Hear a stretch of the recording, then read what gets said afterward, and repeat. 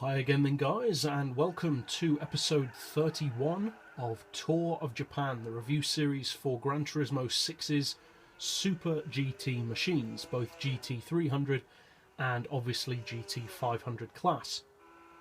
And in this episode we're featuring a GT500 model, and interestingly enough this is actually one of the most unique Super GT cars in the game. It is of course a GT-R, specifically the R34 generation Skyline GT-R.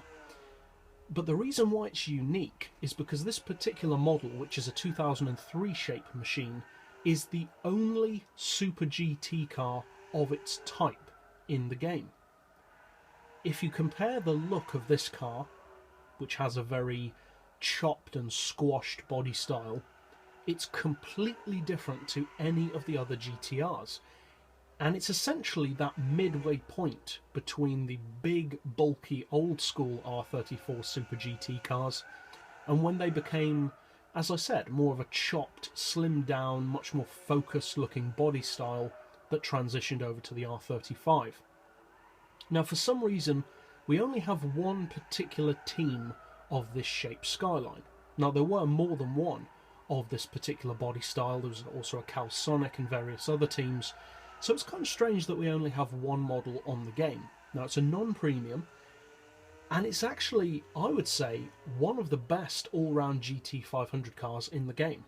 So it's a pretty good deal so far. It's completely unique and very good all-round.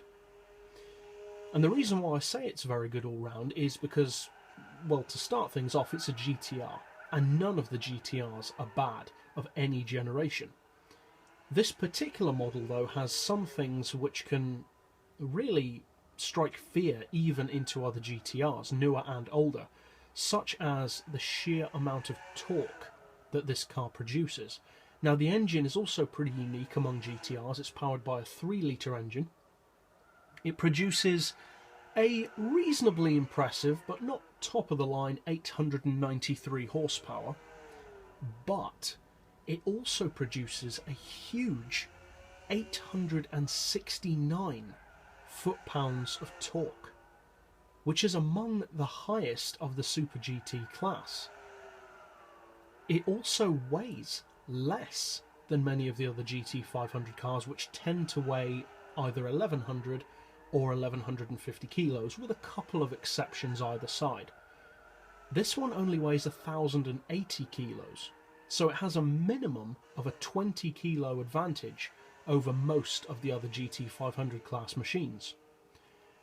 The PP on this car is also a pretty good indicator of just what it's capable of, because it's very high, 663 PP to be exact, and there are very few GT500 cars that can get that high. The GT-Rs of the R35 generation are around that region, and also the Lexus SC430s. But the thing that both of those have in common is they are very strong all-round machines, so the fact that this car is on that same level would indicate it's got a lot of potential. So far it's got huge torque, a completely unique aerodynamic signature, it's lighter than many of its rivals, and has an extremely high PP, especially when you consider its power. This car has over 20 horsepower less than the R35s or the Lexus SC430s, but still sits at a higher PP than the Lexus and at around the same as the GT-R. That's pretty cool. That's pretty impressive as well. Now, the power to weight ratio is also very high, primarily thanks to its slight weight advantage, so that even though the power isn't class leading, its power to weight is still up there with the best of them at 827 horsepower per tonne. It doesn't end there though, because this car has another great point, and that is the price. Despite being a relatively newer shape model, not a premium but still a newer shape model, it only costs 750,000 credits. And to be honest, I don't understand why. They could easily charge 900,000 or more for this car, and I think it would still be worth it, for its uniqueness alone. But as it happens, it's not just unique. it's really competitive as well as being unique. And cars like this really do stand out in a series such as a Super GT class review series, because so many of them are so similar. This car, though, isn't similar at all. It has a completely unique body, completely unique specs, a unique engine among the GT-Rs, and it's strangely well priced. Unusually well priced, even. I don't understand why it doesn't cost at least 200 grand more. But I'm not complaining about that. That's a great thing, of course. As far as performance, well, in a straight line it can keep up with any of the pre-R35 GT-Rs. It can even trouble a GT-R around the track, but not so much in a straight line.